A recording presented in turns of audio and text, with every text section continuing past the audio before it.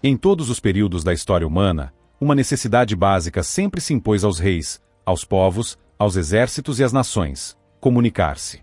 Em tempos onde as distâncias eram vastas e os perigos constantes, transmitir uma simples mensagem podia significar o triunfo de uma batalha, o nascimento de um império ou a sobrevivência de uma civilização.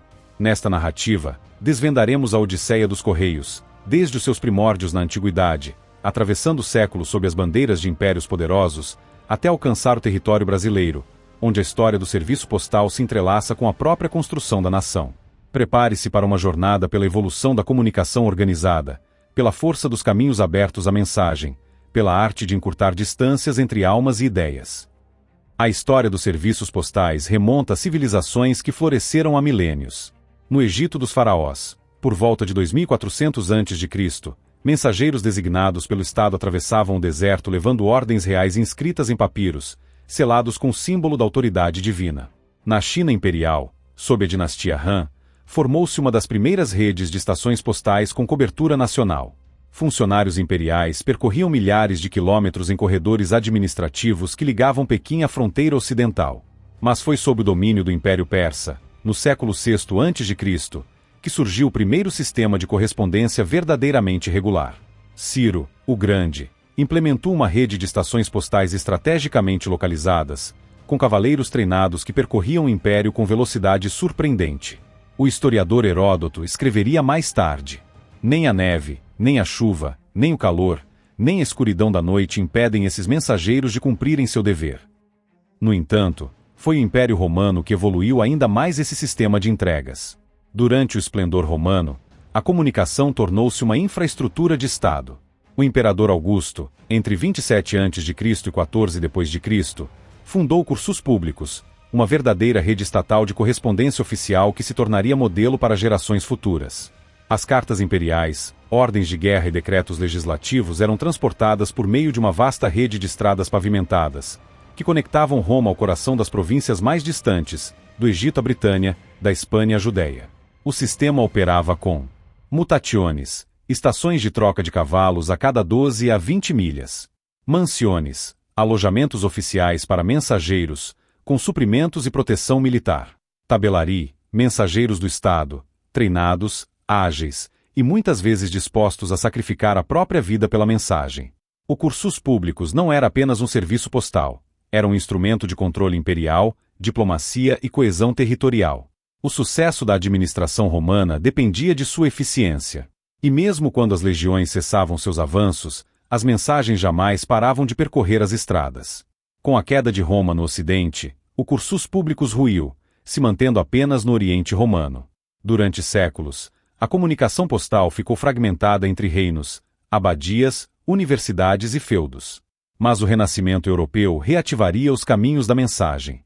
No século XV, a poderosa família Turum-Taxis estabeleceu a primeira rede postal internacional da Europa Central, servindo aos Habsburgo.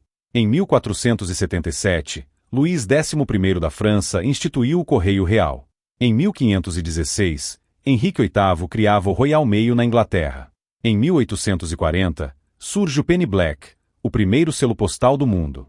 E em 1874, nasce em Berna a União Postal Universal, unificando as regras postais entre nações, uma das instituições mais antigas ainda em funcionamento no mundo. A história do Correio brasileiro começa sob o jugo da coroa portuguesa.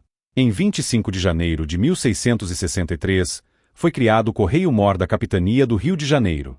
O cargo de Correio-Mor era hereditário, pertencente a famílias nobres que detinham o monopólio da comunicação.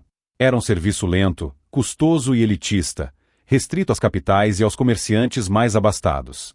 O povo simples, muitas vezes, dependia de padres, tropeiros ou conhecidos para entregar notícias. O território colonial, vasto e coberto por florestas, tornava o envio de correspondência uma tarefa arriscada e demorada. Mas mesmo nesse cenário hostil, a necessidade de transmitir ordens, recolher impostos e controlar o Império Lusitano manteve viva a chama da comunicação postal. Com a vinda da corte portuguesa em 1808, a comunicação no Brasil foi revolucionada. Dom João VI implantou o correio marítimo e expandiu as rotas terrestres entre as capitanias. Após a independência, o serviço postal foi transformado em órgão público nacional e passou a ser pilar essencial da administração imperial. Em 1843, O Brasil entra para a história como o segundo país do mundo a emitir selos postais, com os lendários olhos de boi, grandes, circulares e austeros. Esses selos são, até hoje, símbolos da antiguidade e raridade no colecionismo filatélico mundial. O Império investiu em criação de agências postais em cidades estratégicas, implantação de linhas de diligências postais, como a do Rio a São Paulo em 1835. Início da comunicação telegráfica, conectando o Brasil às grandes transformações do século XIX. Em 1931, os serviços postais e telegráficos se uniram sob o Departamento de Correios e Telégrafos. Nascia um novo tempo, o da integração nacional via mensagem escrita e sinal elétrico. Destaques dessa era: Correio Aéreo Nacional, fundado também em 1931, conectando cidades amazônicas por via aérea. Ampliação da malha postal com centros de triagem, automóveis, caixas postais públicas e entrega domiciliar. O carteiro, outrora figura rara, se torna símbolo da presença do Estado brasileiro até nos recantos mais isolados do sertão. Em 1969, é fundada a Empresa Brasileira de Correios e Telégrafos, ECT, hoje conhecida simplesmente como Correios, com personalidade jurídica própria. Com o advento da internet, o volume de cartas pessoais caiu drasticamente. Mas os Correios encontraram nova relevância na logística do e-commerce. Hoje, os Correios estão presentes em 100% dos municípios brasileiros. Entregam milhões de objetos diariamente. Operam plataformas digitais, rastreamento em tempo real, parcerias com lojas online e até soluções bancárias. Mesmo diante de crises políticas, ameaças de privatização e desafios de infraestrutura, os Correios permanecem como uma das instituições mais respeitadas e reconhecidas do país. Dos corredores de Roma às florestas do Brasil, dos papiros à inteligência artificial, o caminho da comunicação postal é também o caminho da civilização humana. Os Correios foram, e continuam sendo, ponte entre distâncias, entre vozes, entre esperanças. Cada carta, cada pacote, cada selo, carrega mais do que papel. Carrega histórias, afetos, negócios e o mais precioso dos bens, a conexão entre seres humanos. Esta é a saga dos Correios. E ela, assim como a história da humanidade, ainda está sendo escrita.